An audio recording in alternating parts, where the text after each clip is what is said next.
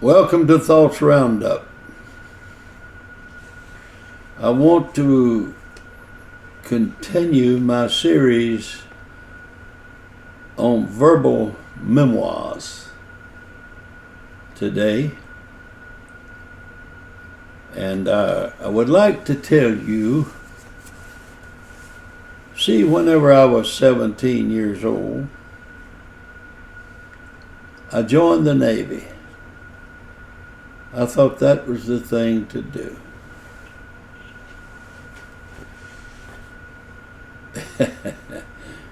Well, it was very difficult, the Navy. But in a lot of ways, it was good for me, I suppose. I'd been used to going to church at least 3 times a week. And that was just, you didn't even think about not going. It was just what you're supposed to do. Well, I got there and there was no churches to go to. I was in Rhode Island on a ship. That was our home port. And but I found a church out in Foxborough, Massachusetts that I could go to, and I got the address and how to do it. And so I had to take a bus from out of Newport or Providence, I don't remember. And I had to also take a train on the rest of the way to Foxborough. Well, I got there. It cost $2.50 for the train and $2.50 for the bus. Well, the pastor, Brother George Cook, tall giant of a man, so precise, but yet so down to earth. He became my mentor. I also was privileged to preach that giant's funeral. He was superintendent of the main district at the time of his passing. So I went to the church in Foxborough. I think Foxborough now is famous for some ball stadium or something. But anyway, that little church that I went to was at the end of a long, probably a quarter of a mile lane with trees coming over the road. And I got there and I was sitting in the church and I had $5.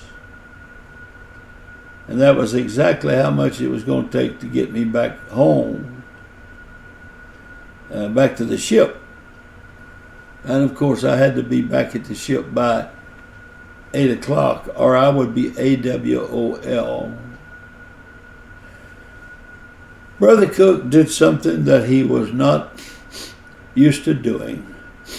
He said, "Folks, we have a need." And he said, if anybody happens to have $5, if you could, throw it in the offering. We need it. I had $5. And the closer that offering pan came to me, the more I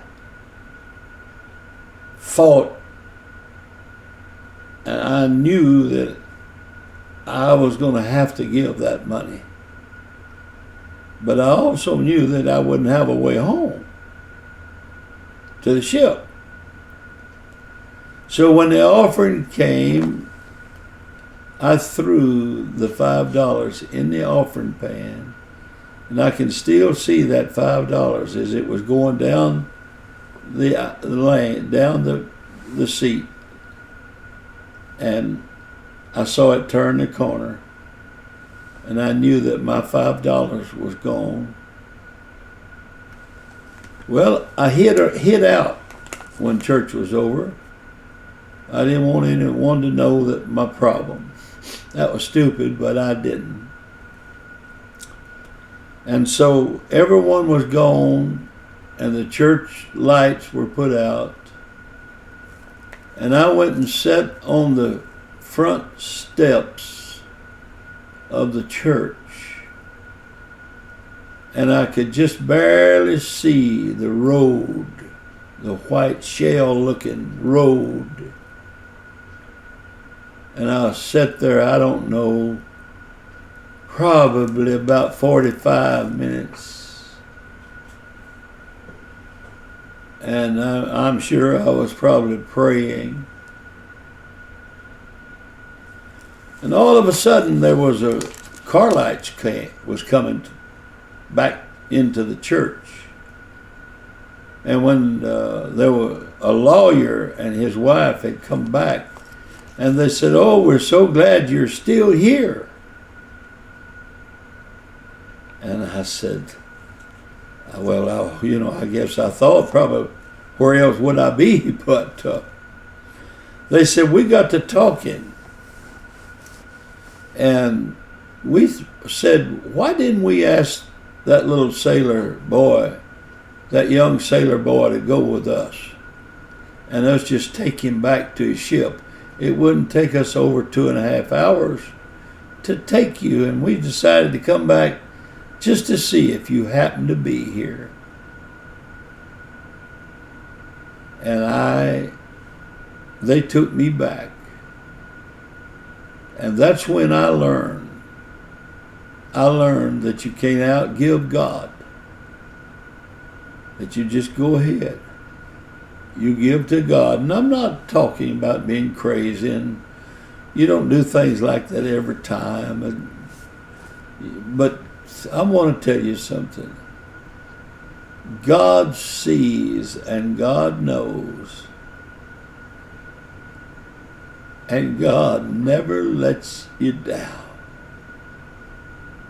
And I have learned that much in life. God bless you.